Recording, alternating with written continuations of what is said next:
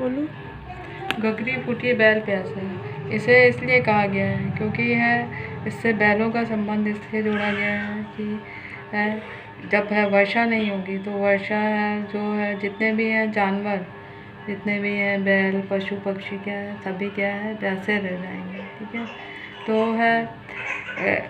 गगरी फूटी और बैल है इसके साथ साथ क्या है, बैल क्या है उन मनुष्यों का प्रतीक है कि जब वर्षा भी होती है तो अगर मटकी फूटी रहेगी तो बैल क्या प्यासे के प्यासे रह जाएंगे। यानी कि जब जनता को योजनाओं से जनता के लिए पैसा आता है तो पैसा आम जनता तक नहीं पहुंच पाता और आम जनता क्या है दुखी, निर्धन और प्यासी की प्यासी रह जाती है। ठीक है, यानी कि अगर वर्षा होती है तो भी अगर गगरी फूटी है तो बैल पानी संचित नहीं हो पाता और बैल प्यासे के प्यासे रह जाते हैं। यहाँ पे बैल क्या है उन लोगों का प्रतीक है, उस जनता का प्रतीक है जो कि क्या है सरकारी योजनाओं से पैसे आते हैं परंतु आम जनता तक नहीं पहुँच पाते और क्या है आम जनता क्या है प्यासी की प्यासी ही रह जाती है। ठीक है, फिर अगला प्रश्न है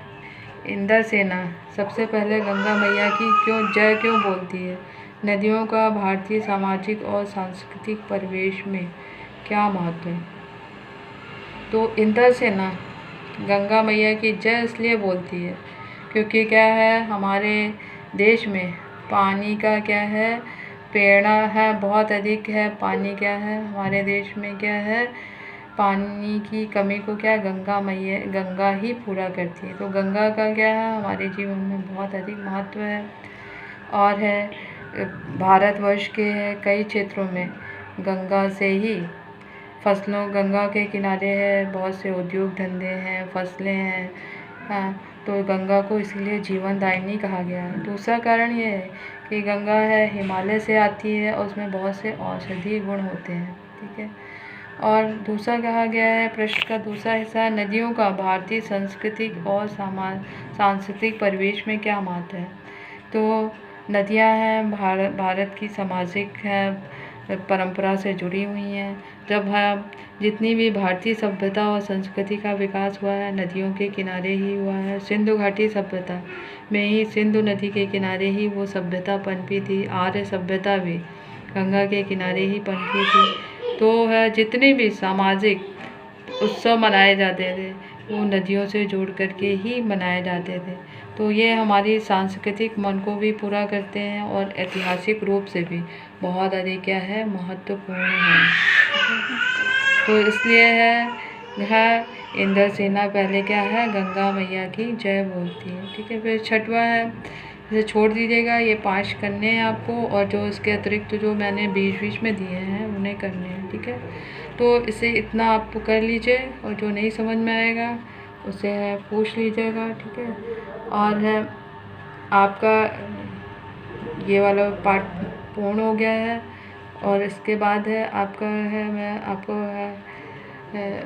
वो अभिव्यक्ति और माध्यम इसमें से आपको बताऊंगी। इसके अतिरिक्त एक प्रश्न और लिख लीजिए। ठीक है, प्रश्न लिखिए।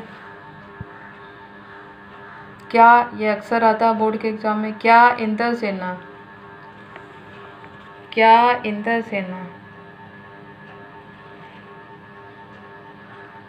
आज के युवा वर्ग का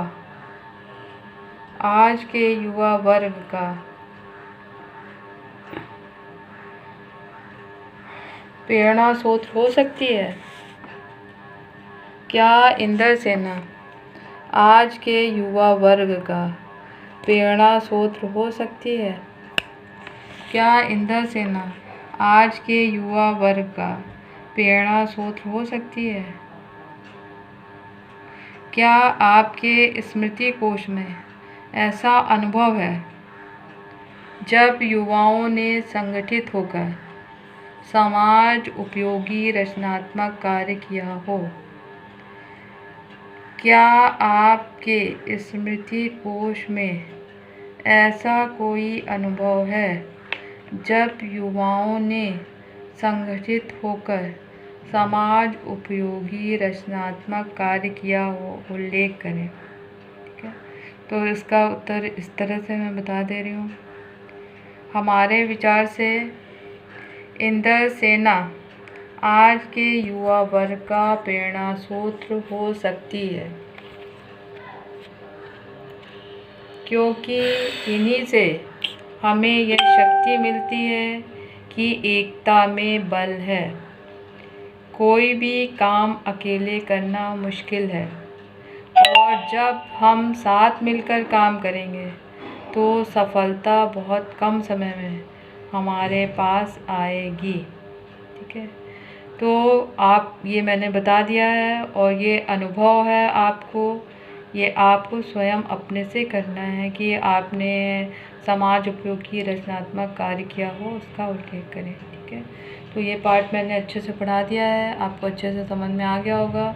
तो ये सारे प्रश्न आपको कर लेने हैं। बहुत छोटा सा पार्ट था, और ज़्यादातर क्या है इसमें 2 ही 3 हैं। लेखक ने क्या उसके विरोध में तर्क दिया, और जीजी ने क्या तर्क दिया, इंद्र किस तरह से सही ठहराया। यही प्रश्न क्या ज़्यादातर इसमें बोर्ड के एग्ज़ाम में आते हैं। ठीक है बच्चों, तो जो नहीं समझ में आएगा आप मुझसे पूछ लीजिएगा। ठीक।